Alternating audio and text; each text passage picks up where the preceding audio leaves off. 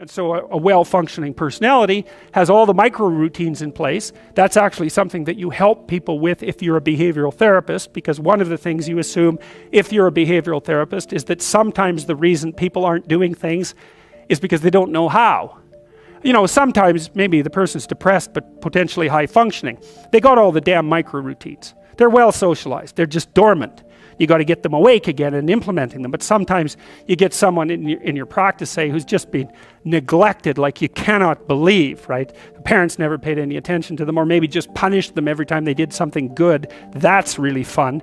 And then, you know, they didn't make friends, and so they're really, really vague and poorly articulated. And so then what you do is you work at the bottom of the micro routines and get them to practice building up all these little attributes that they didn't build up. And you know, one of the things you can think about in terms of character development is, so now maybe you understand something about your own personality. You might say, well, what could you do to improve your personality?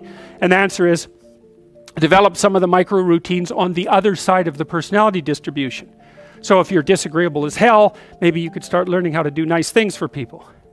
And that actually works, by the way. So if you take disagreeable people who are depressed and you get them doing nice things for other people, their depression tends to lift. But then by the same token, if you're agreeable, then you should practice doing some things for yourself and being more tough-minded in your negotiations. And so you can sort of place yourself on the personality trait distribution. You know, you're extroverted. It's like, okay, man, learn to spend some time with yourself, right? You're low in openness. Well, try reading a book that's outside of your, you know, your sphere of interest now and then. If you're conscientious, well, you should probably learn how to relax occasionally, and so forth. So you can, I think partly what you're doing as you're developing your personality is not moving the mean much, the average, where, you know, where you're located, but you're extending the standard deviation so that you're a bigger bag of tricks than you were before. And I think you can practice that consciously. It's like, you're hyper orderly. It's, well, get a dog, you know. Dogs, they're messy, horrible things, you know. It's just what you need if you're hyper orderly, because they're going to leave hair everywhere and force you to live with it. And so, okay, so this is sort of you, right? This is your personality. It's this collection of subroutines that you've turned into a hierarchy, and then there's something at the top of it, and that's a big question. Like, what the hell should be at the top of the hierarchy? Because that's the ultimate question of unity. And the clinicians would say, well, it's the self-actualized person, or it's the self, or something like that. You know, that's the implicit and perhaps explicit ideal that you're aiming for. And you might say, well, does such a thing exist? And I would say, well, do you admire people? Because that's your answer, right? Do you despise people? Well, you like some people and you don't like others. You respect some people, you don't respect others. Well, you're acting out the notion that there's at least an implicit ideal. You do the same thing when you go to movies. You know who the hero is, you know who the bad guy is. You're acting out the proposition that there's some sort of value hierarchy and there's some sort of manifestation of it that's coherent across time. So you appear to believe that, and you know you are driven at least to some degree by your own inner ideals. And so you tend to answer the question, is that real, with an affirmative? And if you don't, there's catastrophic consequences. Nietzsche and the existentialists were very good at detailing that. It's like, you let your value hierarchy disintegrate, well then what?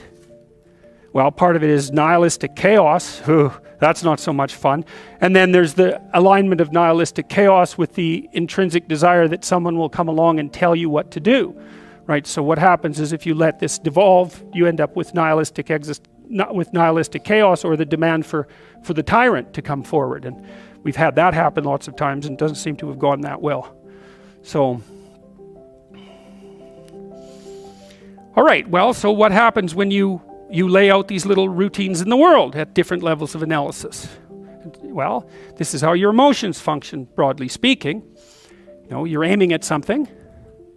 And this is an oversimplification, which is why I want to show you this, right? When I show you this, assume that it's made out of that, right? It's just a schematic oversimplification, because even if, let's say that I'm trying to do something as simple as walking towards the door, I mean, that the action of walking towards the door is predicated on the existence of all the subroutines that enable me to propel my body across time and space, and like that took a lot of internal organization to get that right.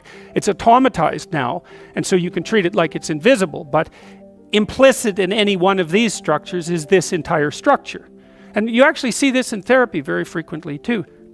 And one of the things that I've figured out over the last years is this is a good proposition. So, it's pretty self-evident that life has got its rat's nest of miseries, and that's for sure. And maybe you could even make a categorical statement that life is mostly a rat's nest of misery. And you could make a pretty powerful argument for that.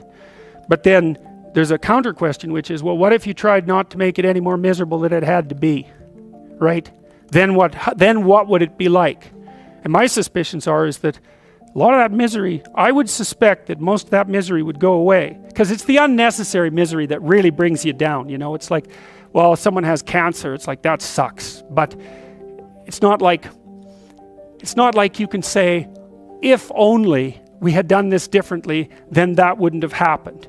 But when someone's out like torturing you in a malevolent way, or maybe you're doing the same, you can always ask yourself, well, is this really necessary? Is this just like a useless add-on to the miseries of life? That's what disheartens people. And so even in your own life, if you aren't suffering from self-imposed misery, and you're only suffering from inescapable misery, maybe you could handle that, and you could survive, you could bear it, and even maybe without becoming irredeemably corrupt. And so the goal would be, well, yeah, life is a rat's nest of miseries, and maybe it has no ultimate meaning. We could say that if we're feeling particularly pessimistic, but it still leaves one question open, which is, if you didn't do everything you could to make it worse, how good could you make it be? And the least answer is, well, it could be tragedy, but maybe not hell. And I think that's right. I really believe that. That's the most pessimistic, proper statement. The worst case outcome, in the worst of all possible worlds, is that your life could be tragic, but not hell. And that's a lot better than hell, right? And you think, I could give you an example of the difference. You're at your mother's deathbed. Well, that's tragedy. Here's another scenario.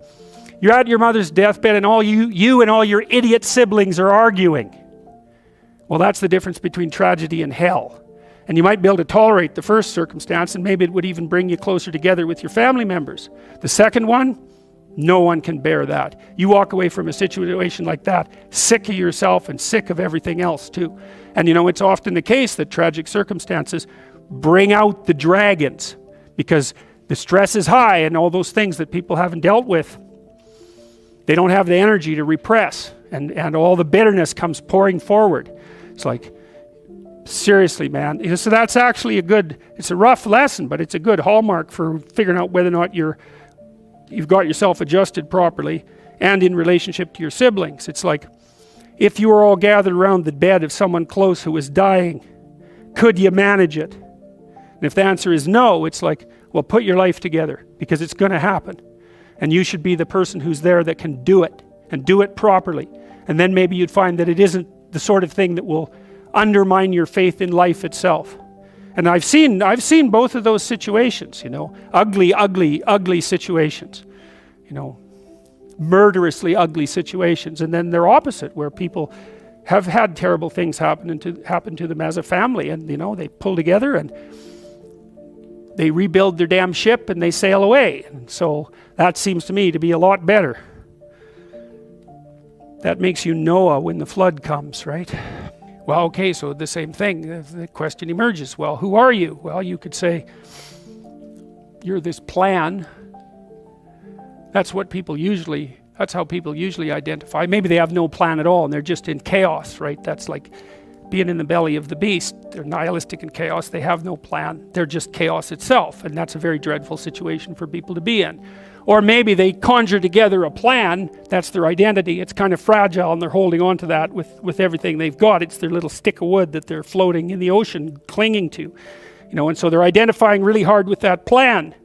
That's what happens when you're an ideologue, is that you're identifying really hard with that plan. The problem is something comes up to confront it.